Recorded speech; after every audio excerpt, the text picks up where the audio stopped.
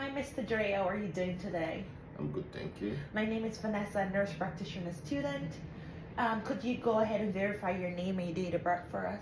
Dre Hamilton, December 13, 1990. Thank you.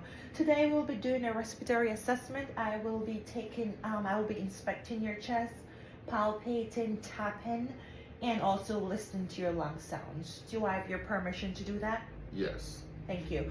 And you're sitting, I would want you to remain sitting upright for this assessment, okay? Okay. Thank you. Now, Mr. Jerry, we're going to move on to doing an inspection of your anterior and posterior chest. Today, you appear to be in no acute respiratory distress, no shortness of breath, no cough, no chest tightness. Respiratory rate today is about 16 with irregular rhythm and a normal depth. Just to take a general look at Mr. Jerry here, there is no nasal flaring, there is no tracheal tug, there is no pursed lip breathing, there's no increased effort with the breathing. And let's take a look at his chest here. There is no what we call the barrel chest, what we see in people with COPD or emphysema. There is no pectus ectovictum. No, that's called the funnel chest. There's no evidence of that today. Breathing is non-labored. His chest wall here is nice and symmetrical. Chest wall movement, that's also symmetrical bilaterally. And just to take a general look at Mr. Dre here, there is no evidence of central or peripheral cyanosis. And there, the trachea is midline.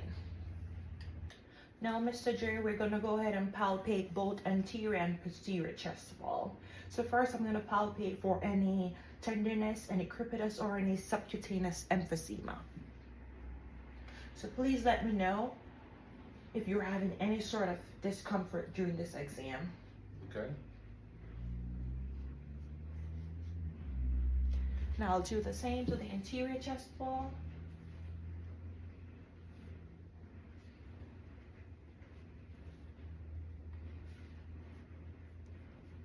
No crepitus, no tenderness, no subcutaneous emphysema appreciated.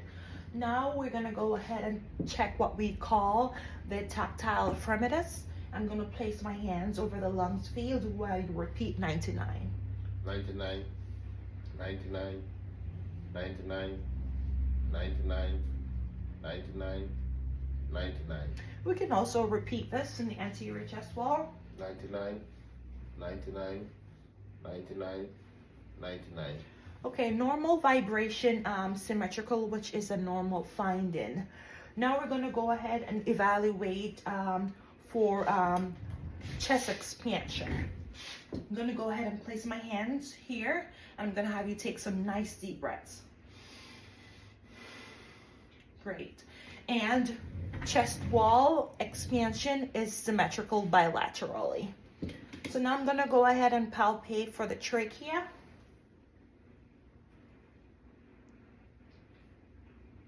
Trachea is midline.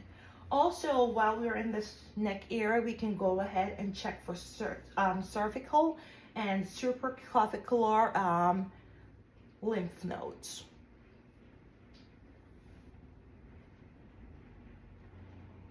No lymphadenopathy appreciated.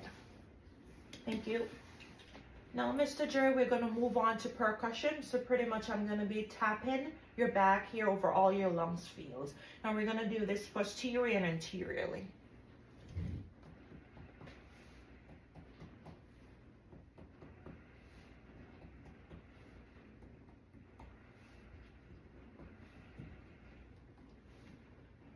I want to get the lateral fields too.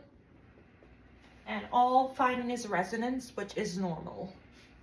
Now we're going to go ahead and do what we call the diaphragmatic excursion. I'm going to have you take some nice deep breaths. I'm going to percuss until I hear a dull sound here. Hold it.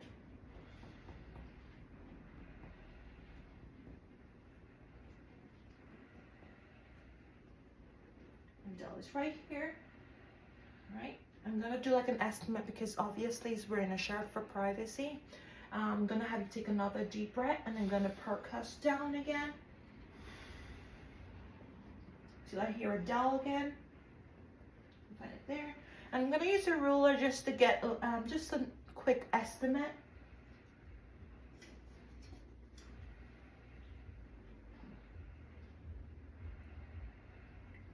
And just an estimate about 3.5 centimeters, and normal finding is anywhere between 3 to 6 centimeters.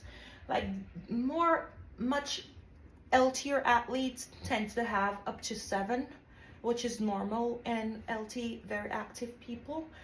Okay, Mr. Dre, we'll move on to the next section. Mr. Dre, now we're gonna go ahead and auscultate. I'm gonna auscultate your back here. Every time I place the stethoscope, do nice deep breaths for me, okay? Thank you.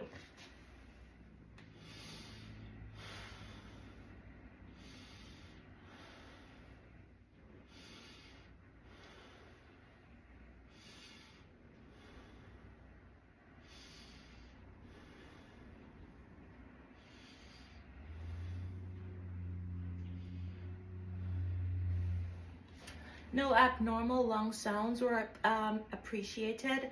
No wheeze, no dim lung sounds. There was no crackles that we see in patient with fluid overload. There is no wheeze that we see in COPD or asthma patient.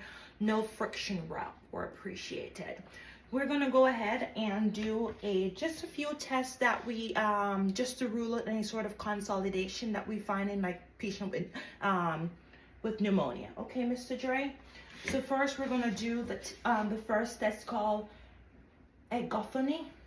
I'm gonna have you make a long E sound, okay? Okay. E, E, E, E. And I did hear E, which is normal. So no consolidation. We're gonna go ahead and perform this other test called bronchophony. And for this test, I'm gonna have you repeat 9 to 9 for me. 99, 99, 99, 99. And this sound was muffled, which is normal. So again, that's one way to rule out consolidation. This other test, we call it the whispered, I'm gonna try to pronounce this, the precolloquy. In this test here, I'm gonna have you whisper 1, 2, 3, okay?